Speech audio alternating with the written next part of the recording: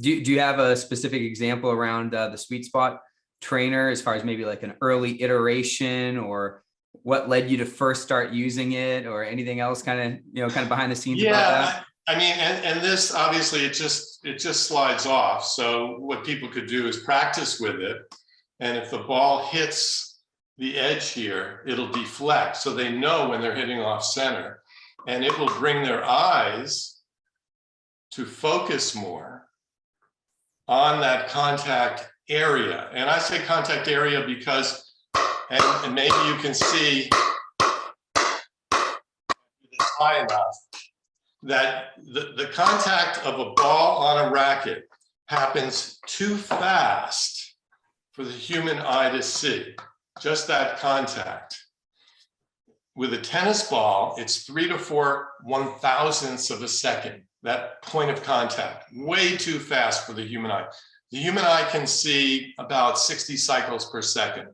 So that's 1/60th of a second is what the human eye can pick up. So what we tell people is, whether it's a tennis racket or a pickleball paddle or anything, even a baseball bat and ball, is you want to do what's called gaze control. There's a 3-foot area where your focus is effective prior to contact. And that's the area that you want to zoom into. And that will help you. In other words, you don't want to be looking away totally, because it's going to be harder, right? Your eyes do need to function. So the whole idea, where I come from, I had at least 30,000 hours, individual hours of tennis instruction. And in that time, you learn what frustrates people, what's difficult for people to learn. I did coaches workshops for years, maybe 500 different workshops for tennis coaches primarily. And in one of them in New England, I asked 75 coaches, what are the 3 things, write down the 3 things that you're sick and tired of saying to students. These are people that teach 30, 40 hours a week.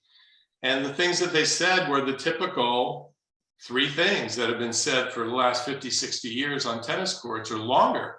And those were: bend your knees, racket back, and watch the ball. And while those are, in a vacuum, sometimes, yeah, it's good to get your racket back, prepare your racket faster, earlier, but at the same time, it's limited. It's very ambiguous. Bend your knees, well, how much? So we've got different devices that help with all these basics, and we try to give coaches options to help them help their students improve. So whether they go to Home Depot and do something, or whether they get a training aid from us, the main thing is to help their students improve, because a happy student is someone who's improving. They come back for more, they tell their friends, and sports and wellness grow. And that's the whole idea, is to help people in general with their mental, physical, and social health.